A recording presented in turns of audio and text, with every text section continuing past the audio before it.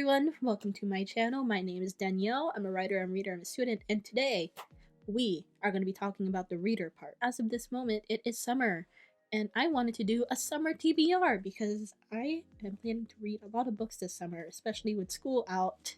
Yay! However, I will be having an internship during the summer, which is also a gay moment. It starts tomorrow as of filming this video. I'm very excited. The internship is going to be full-time, so I'm not going to have a lot of time to read. However, I do plan to read a lot this summer, at least 10 books, hopefully, knock on wood. Let's just talk about the books that I want to read. So, I feel like we can just go down the list. First book I want to read is Hood Feminism by Mikki Kendalle. I think this has been on my TBR before. This is about how far I have gone into it. I've read a few chapters of the book. So this is supposed to be about hood feminism. And today's feminist movement has a huge blind spot, which that it has focused explicitly on white feminism. Things like this are something that I really want to look into. The first chapter, I believe, was about how important hunger was to people of color. If you're hungry, you don't have enough time to attend social movements and protest and all that stuff. Hunger and class are very important when it comes to feminism, and it has been something left out, especially when we just focus on the suffrage movement. The next book I read, I actually got it from Washington when I went on my trip with Evan. We were in Pike Place when I saw a bookstore, and I picked up Babel by R.F. Kuang. Now, I have read The Poppy War by R.F. Kuang, and I really enjoyed it. I understand the criticisms for that book. I think that they are valid. However, I still enjoyed it. Now, I don't know anything about this book, aside from the fact that it has been hailed as a renowned piece of literature. It has won awards and everything. New York Times bestseller. What I think this is about literature people from Oxford trying to understand the internal roots of racism, classism, and sexism in language, which I am very excited about. If you didn't know, once upon a time I was looking to be a linguist. I was a linguist major, and I do know English and Spanish, and some Tagalog, some Bisaya, polyglot vibe. I think that's going to be super fun. It's going to be focusing on translation and everything, and I think this is going to be so much fun for my little linguist heart. I don't want to be a linguist anymore, but that's going to talk for another day. I don't know if that video is going to come out soon. I did film a video about my writing journey and my career change, and if it's up by the time, I'll put it up here. I think this is where the iLink is. If not, I just made myself look like a fool. So I think this book is also going to talk about if radical change can happen from within, or you need to upend the whole foundation of it and start from the beginning. I think it's going to be super interesting. It's a pretty hefty book. I think it's going to be really good. It better be, because a lot of people love this book, and if it's not good, I'm going to be blaming it on all y'all. So the next book I want to read is A Woman of Pleasure by Kiyoko Murata. This is a translated work from Japanese, and it is based off of the true story of Aoichi. So she's sold into a really fancy brothel in Japan. During her training, she has to read a lot of literature and that stuff, and as she is learning about the world and everything around her, she starts to organize a union and organizes a strike from the brothel. So this is based off the real story in 1903. It sounds so interesting. And the cover, look at the cover. I don't know if you'll count this as nonfiction because it is fiction, but it's based off of a real story. You can see I actually did get a little bit into this book. It is A Certain Hunger by Chelsea G. Summers.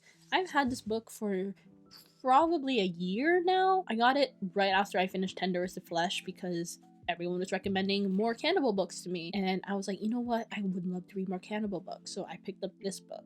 I don't know much about this book. However, what I do know is that it is about a food critic who ends up eating men. Sounds like my vibe. I think the cannibalism is going to be a metaphor for sexism and overcoming sexism. I'm really excited to read this book. Chelsea G. Summers, she's a freelancer. She also has a PhD. I am about 60 pages in. I'm enjoying it so far.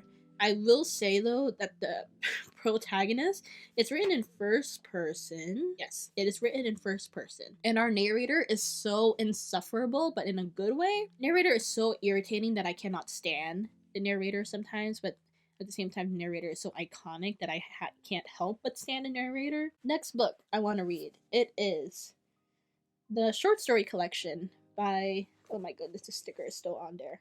No. Do you hate the stickers on books too? Or is it just me? Because I hate them. And you can see I did read a little bit. But I finished 2 stories, I believe. It is 19 Claws and a Blackbird by Agustina and Bazterrica. By the way, I have been learning Spanish for the summary of about 7 or 8 years now. I still can't roll my R's. Sound emoji, honk honk. She's Argentinian, and it is a short story collection. She also wrote Tender is the Flesh or Cadaver Exquisito. Same difference, it's just this is the English version. I think I have the Spanish version somewhere. Turns out I do have the Spanish version. This is the Spanish version. Cadaver Exquisito, Tender is the Flesh. So I read Tender is the Flesh via audiobook, loved it, and then I read the Spanish version, and then I reread it physically through the English version. I really love this book. It's probably one of my favorite books of all time, which is saying a lot. So I wanted to read her new short story collection coming out. By the time this is out, it's been out for a while, but I got it when it first came out. This is 19 Claws and a Blackbird by Agustina Bazterrica, author of Tender is the Flesh. In Bazterrica's signature, clever, vivid style, these stories question love, friendship, family relationships, and unspeakable desires, which I definitely agree that it does. So I read 2 short stories out of this collection already. The thing about short stories is that you can pick it up, finish a story, and then put it down right away. Not like a novel where you have to read an entire thing in a few sittings. You can just read this over the course of months, which I'm not gonna do. I'm not gonna do that because I'm gonna finish this book at the end of this summer, hopefully. Knock on wood. No, knock on wood. It's gonna happen. It's gonna happen. Now, to talk about the books on my Kindle, which I recently found the charger to, so I have been reusing it. If you're gonna make fun of my case, I've had this since 4th grade. A couple of you were like, why do you hang on to stuff for so long? Because it works, okay? And I don't need to buy a new version of it if it still works. And it looks well loved. I think it's only the spine that's like seen a lot of wear and tear, but the front, it looks fine. For this part, I am going to shift the camera a bit because we are going to be talking about ebooks. So I'm going to be putting the ebook cover on this side of the screen. So this Fatal Kiss is not out yet, but I did get an ARC. Thank you, NetGalley, for giving me an ARC. I'm very honored. But I did get an ARC of this Fatal Kiss, and it is by the same author that wrote like Half Moon or something, This Dark Tide. So it is by the same author that wrote This Dark Tide. I don't know if that book made its rounds on Book Talk, but it was popular, and it was showing up in Barnes & Noble once I did find it. I didn't read the first book. However, this Fatal Kiss, the cover, by the way, look at this cover. Isn't it gorgeous? It's gorgeous. So, it's a story about Gisela, who is a water nymph, and because she drowned in her past life, and in order to return to her human form, she has to gain a human boy's kiss, and it has to be freely given to her with consent and everything. So she makes a goal with the local monster hunter that the local monster hunter will help her get her first kiss if Gisela doesn't tell everyone that the monster hunter's magical powers are running low. What really drew me in was the cover, obviously, but what really drew me in was the implied polyamory involved. I rarely see polyamory in books. I think the last book I read with a polyamorous throuple. The last book I read with a polyamorous relationship was Next Year for Sure, and I really love that book. This Fatal Kiss, I think it's going to be really cute, and I think it's going to end with a really cute polyamorous little throuple. It's supposed to be queer romantasy, which I'm not really that big of a fan of romantasy. You know, I like my fantasy without a lot of romance, but I'm willing to see. I'm willing to check it out, and I think that having a polyamorous twist to it is going to be really satisfying, especially because I don't get to see a lot of polyamory. The next book I want to read, I already have it borrowed onto my Kindle because I use the library to borrow it, which, by the way, you guys should use your local library. So this book has been out for a while, and if you haven't heard of it, what's wrong with you? Little Prince is about Jude, who I believe is a human that got kidnapped into the fairy realm, and now she wants to stay in the high fairy court. However, she has to fight one of the princes, and I think it's an enemies to lovers and they fall in love. I think that's what happened. I do know that the prince Carden, the prince is named Carden. I do know that Carden is the cruel prince, that he's really mean, and I do remember seeing a lot of reviews that were like, Carden is so mean, as they were complaining about him, and I was like, yeah, because the title is named The Cruel Prince. I'm not really the biggest fan of fae when it comes in fantasy. However, I wanted to try it, and I'm also a slut for enemies to lovers, so hopefully I will get to see some in there. The next book, I actually own a physical version, but I cannot find it to save the life of me. It is somewhere in this house. Maybe it's in my car. Maybe I left it at my dad's place. However, I did buy this book. I bought the book. So it is about Nightbitch by Rachel Yoder. Yoder by Rachel Yoder. My book talk recommendations have actually been popping off lately. I've been getting books that aren't. I'm gonna throw some books under the bus, and I don't want to do that. I've been getting some interesting books that are more so for my tastes, as opposed to one of the more popular books on book talk, which are not to my taste. I sound like a politician trying to say that.